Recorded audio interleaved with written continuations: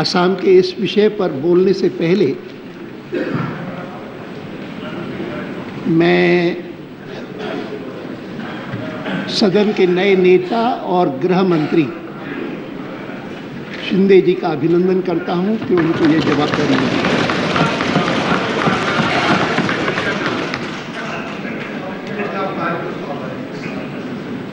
मुझे इस बात की खुशी है कि आज की इस चर्चा में स्वयं प्रधानमंत्री भी उपस्थित है, क्योंकि जेन्युइन मोशन केंद्रीय सरकार की किसी विफलता के ऊपर होता है। असम की साधारण स्थिति में तो हम असम की सरकार की चर्चा ज़्यादा करते, लेकिन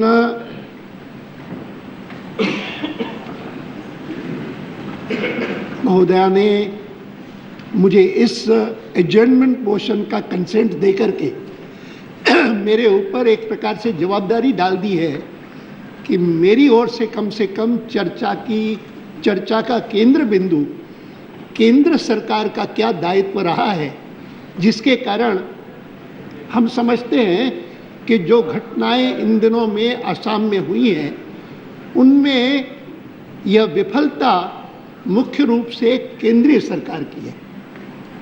और इसीलिए मैंने कहा कि मुझे बहुत खुशी है कि प्रधानमंत्री डॉक्टर मनमोहन सिंह जी भी यहाँ उपस्थित हैं।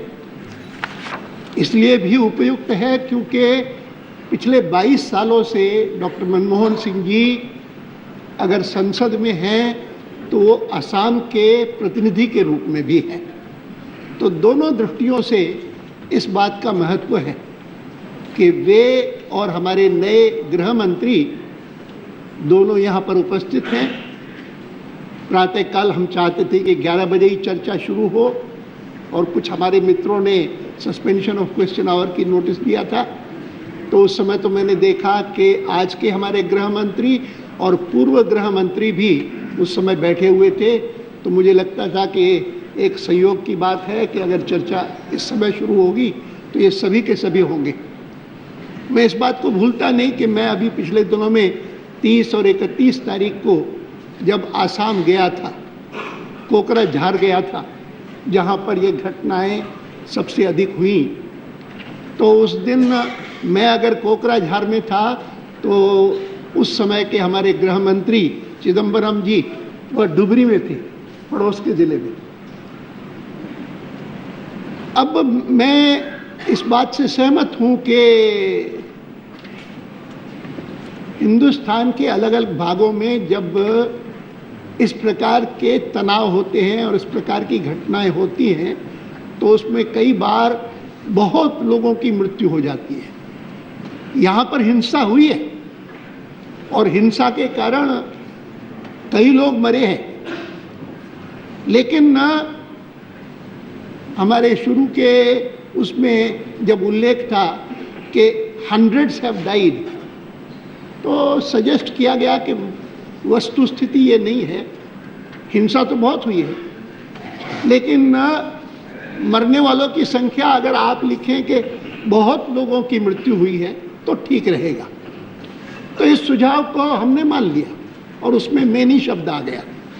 लेकिन मैं मानता हूं कि इस बार जो कुछ आसाम में हुआ है वह आसाम की कुल जनसंख्या लगभग 3 करोड़ होगी। आसाम के लोग बताइए, 3 करोड़, और उसमें 2 लाख से अधिक, कोई 3 लाख कहते हैं, कोई 4 लाख कहते हैं, इतने लोग बेघर हो जाएं, दिस इज समथिंग अनप्रेसिडेंटेड। इस प्रकार इस स्केल की डिस्टर्बेंस कि जिसके कारण इतने लोग बेघर हो जाए। और मैं गया था रिलीफ कैंप्स में, बोडोस की रिलीफ कैंप में गया था, नॉन बोडोस की रिलीफ कैंप्स में गया था और उनसे मिला था, और उसमें अधिकांश महिलाएं थी, इतनी दुखी थी, इतनी परेशान थी, बच्चे थे उनके, और वो बार बार मुझे कहते थे कि एक और प्रदेश है कि जहाँ से हमने सुना कि लोग अपने ही प्रदेश में और अपने ही देश में शरणार्थी बन गए, रेफ्यूजी बन गए, बेघर हो गए।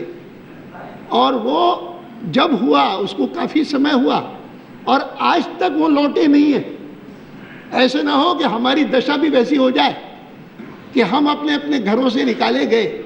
जो 3-4 जिले खास तौर पर अफेक्टेड हैं बोडोस के,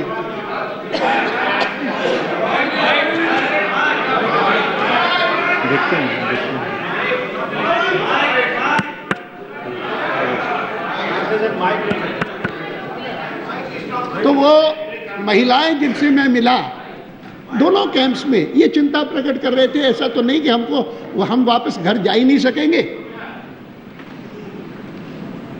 मैं निवेदन करना चाहूंगा आरंभ में ही कि इस सवाल को सांप्रदायिक नजर से न देखना चाहिए।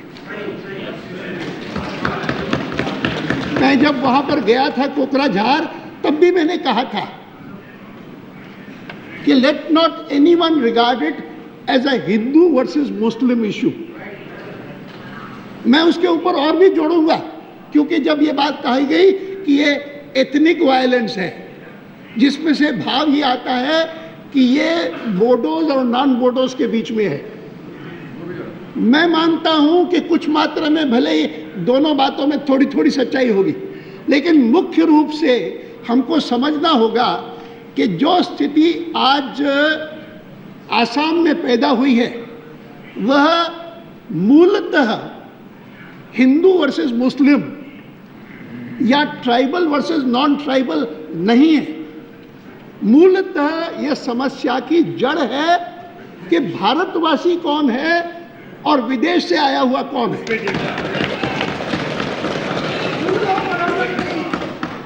इस तथ्य को पहचानने के बाद अप्रोच में संतुलन रहेगा, क्योंकि मैं मानता हूं कि असम में बहुत सारे लोग मुस्लिम पहले से बसते हैं और बहुत सालों से बसते हैं, उनके साथ समस्या नहीं है। और इसीलिए हाँ, असमिया मुस्लिम है। ये बात अलग है कि बहुत सारे लोग जो पड़ोस के देश से आते हैं, घुसपैठिए के रूप में आते हैं, वो अपनी भाषा लिखवाते हैं असमिया। एक शब्द नहीं आता उनको असमिया का, वो बंगला बोलते हैं। लेकिन मैं कहूँगा कि मूलतः इसकी जड़ में अगर हम पहचानेंगे कि बांग्लादेश से बहुत सालों से हो रही घुसपैठ के कारण धीरे धीरे करके केवल आसाम के लिए नहीं, केवल पूर्वी भाग के लिए नहीं, सारे हिंदुस्तान की सुरक्षा संकटग्रस्त हो गई है। इस तथ्य को हम अगर पहचानेंगे तो फिर मानना पड़ेगा कि आज असमिया लोग भी जो असम में रहते हैं बहुत सालों से, उनको लगता है कि जिस स्केल की अशांति और जिस स्केल की हिंसा आज असम में हुई है, वो अगर देश के किसी और भाग में हुई होती तो आप देखते हैं कि सब के सब ये कर दो, वो कर दो, ये कानून बना दो, ये धारा 356 लगा दो, फलाना कर दो, ये सब लगा देते। यहाँ पर पत्र पत्रिकाओं में से भी किसी को ये एहसास नहीं होता कि कितनी खराब स्थिति है वहाँ पर, क्योंकि कारण ये है कि कुछ जिले हैं कि जहाँ पर हुआ है ये सब, थोड़े से जिले।